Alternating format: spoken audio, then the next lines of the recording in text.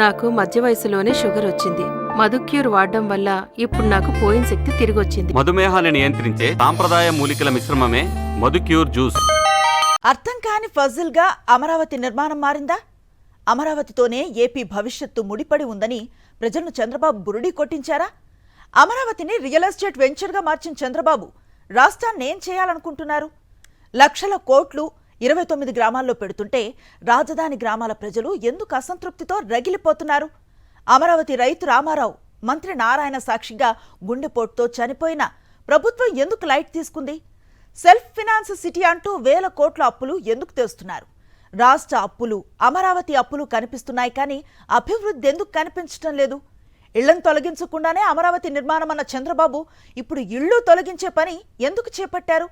అమరావతి రాజధానికి కరెక్ట్ కాదని నిపుణులు ఇప్పటికే చెప్తున్నా చంద్రబాబు పెడచెవిన ఎందుకు పెడుతున్నారు? చంద్రబాబుకు గట్టి మద్దతుదారులుగా ఉన్న అమరావతిలోని రైతులే ఇప్పుడు ఏం అర్థం కాని స్థితిలోకి వెళ్లిపోయారంటున్న సీనియర్ జర్నలిస్ట్ కేఎస్ఆర్ కామెంట్ ఇప్పుడు చూద్దాం. ఆంధ్రప్రదేశ్ ప్రజలకు అర్థం కాని ఒక పెద్ద ఫజిల్గా అమరావతి రాజధాని నిర్మాణం మారిందా? అమరావతితోనే ఏపీ భవిష్యత్తు ముడిపడి ఉందని ప్రజలను ఈ కూటమి నేతలు బురిడీ కొట్టిస్తున్నారా? దీన్ని రియల్ ఎస్టేట్ వెంచర్గా మార్చడం వల్లే ప్రస్తుతం ఒక విధమైన సంక్షోభం ఏర్పడిందా? లక్షల కోట్లు 29 గ్రామాల్లోనే వ్యయించేయడానికి సిద్ధమైనా అక్కడ రైతులకు ఎందుకు సంతృప్తి కలగడం లేదు? ఒక రైతు స్వయంగా మున్సిపల్ శాఖ మంత్రి పి నారాయణ సమక్షంలో తన ఆవేదన వ్యక్తం చేస్తూ గుండెపోటుకు గురై మరణించిన తీరు రాష్ట్రం మొత్తం ప్రజలను కలిచివేసింది. అయినా ప్రభుత్వ వైఖరిలో పెద్దగా మార్పు రాకపోవడానికి కారణం ఏమిటి? గ్రామాల్లోని ఇళ్లను టచ్ చేయకుండా తాము రాజధానిని అభివృద్ధి చేస్తామని గత టర్మ్లో ల్యాండ్ పూలింగ్ సందర్భంగా ఊదరగొట్టిన ముఖ్యమంత్రి చంద్రబాబు, మంత్రి నారాయణలు ఇప్పుడు కూడా అలాగే చేస్తామని ఎందుకు చెప్పడం లేదు? సెల్ఫ్ ఫైనాన్స్ సిటీ అని చేసిన ప్రచారం, వేల కోట్ల అప్పులు తీసుకొచ్చి ఒకే చోట ఖర్చు చేస్తున్న వైనం, రెండో దశ అంటూ మరో 44,000 ఎకరాల భూమి పూలింగ్, అవినీతి ఆరోపణలు మొదలైన వాటిపై రాష్ట్ర ప్రజలు తర్జన భర్జన చేసుకుంటున్నారు.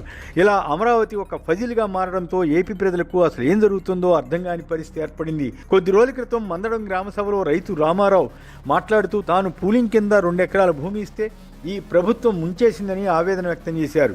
తన భూమికి బదులు వాగులో ప్లాట్ ఇస్తారా అని మండిపడ్డారు. తదుపరి ఆవేదనతోనే రామారావు గుండెపోటుకు గురై సభలోనే మరణించడం తీవ్ర కలకలం రేపింది.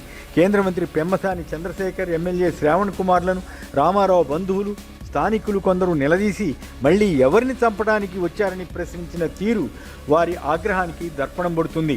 అమరావతి రైతుది ప్రభుత్వ హత్యేనని సిపిఐ నేత నారాయణ విమర్శించారు.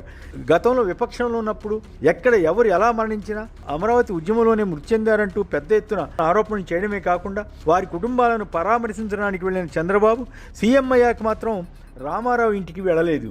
కాకపోతే ఫోన్లో ఆయన కుటుంబాన్ని పరామర్శించారని ఎల్లో మీడియా తెలిపింది. టీడీపీకి మద్దతిచ్చే ఈనాడు, ఆంధ్రజ్యోతి వంటివి రామారావుది సహజ మరణంగా చూపించడానికి తాపత్రయపడింది. రామారావు అంత గట్టిగా మంత్రిని ప్రశ్నిస్తే ఆయన కూల్గా మాట్లాడి కుప్పకూలారని ఈ మీడియా హెడ్డింగ్ పెట్టింది. దీన్ని బట్టే వారు ఎంత అన్యాయంగా మీడియా నడుపుతున్నది అర్థం చేసుకోవచ్చు.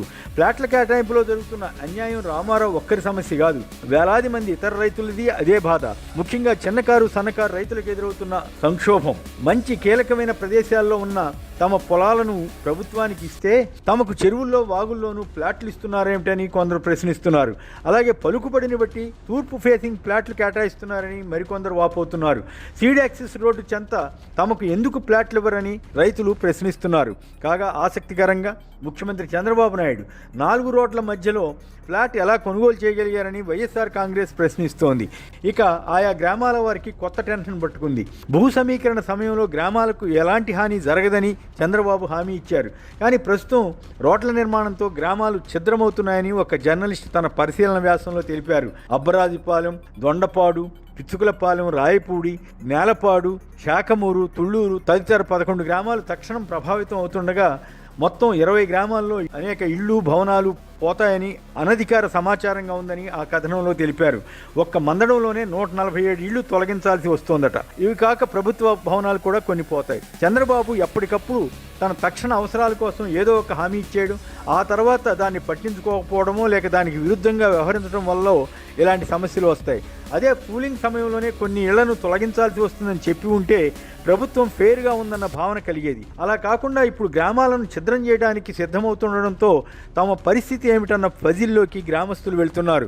పోనీ ఈ ఇళ్లు కోల్పోయే బాధితులకు మంచి ప్రదేశాల్లో ప్రత్యామ్నాయ స్థలాలు ఇస్తారన్న గ్యారంటీ లేదట.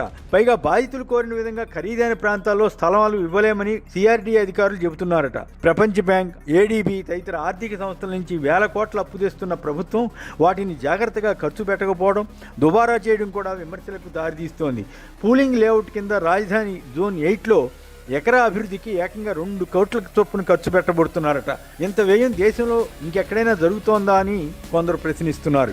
అమరావతి ట్రంక్ రోడ్డు నిర్మాణానికి ఏపీ ప్రభుత్వం ఆమోదించిన మొత్తం ఖర్చు 7,794 కోట్లుగా ఉండడంపై తీవ్ర విమర్శలున్నాయి. ప్రపంచంలో ఒక్క అమరావతిలో తప్ప మరే రాజధాని నగరంలో వరద నీటిని ఎత్తిపోయడానికి ప్రత్యేక లిఫ్టులు లేవని ప్రముఖ నిపుణుడు రామచంద్రయ్య ఎద్దేవా చేశారు. హైదరాబాద్ వంటి చోట్ల కూడా భూమి కొనుగోలు చేసి నిర్మాణాలు చేపట్టినా సదరపడుకు 4-5 వేల రూపాయలు కాదని, అదే అమరావతిలో మాత్రం 9-10 వేలు అవడానికి కారణం ఏమిటన్నది మరికొందరి ప్రశ్న. చంద్రబాబు అనుకో రకరకాల జిమ్మిక్కులు చేస్తున్నా రియల్ ఎస్టేట్ పెద్దగా పెరగకపోవడం అక్కడి వారిలో నిరాశకు దారితీస్తోంది. గతంలో అమరావతికి మద్దతుగా మాట్లాడిన ఒడ్డే శోభనాద్రీశ్వరరావు, పరకాల ప్రభాకర్ వంటి కొందరు ప్రముఖులు రాజధాని స్థల ఎంపికను తప్పుపడుతున్నారు. అంతేగాక ప్రస్తుతం ఉన్న 53,000 ఎకరాల భూమి చాలదని మరో 40,000 ఎకరాలు తీసుకోవడానికి ప్రభుత్వం పూనుకోవడాన్ని వారు ఆక్షేపిస్తున్నారు. వడ్డే అయితే ఈ 2వ దశ పూలింగ్కు సహకరించవద్దని రైతులను కోరారు. అయినా ప్రభుత్వం 2వ దశ పూలింగ్కు నోటిఫికేషన్ ఇచ్చి ముందుకు సాగుతోంది. తొలి దశ రైతులకు ఇచ్చిన హామీలను ఏ మేరకు నెరవేర్చారని, తమకు ఏ గ్యారంటీలు ఇస్తారని 2వ దశ గ్రామాల రైతులు ప్రశ్నిస్తున్నారు. ఈ పరిణామాలతో ఒకప్పుడు చంద్రబాబుకు గట్టి మద్దతుదారులుగా ఉన్న రైతుల్లో సైతం ఇప్పుడేమి జరుగుతుందో తెలియక ఇదంతా ఒక ఫజిల్గా మారిందని వాపోతున్నారు.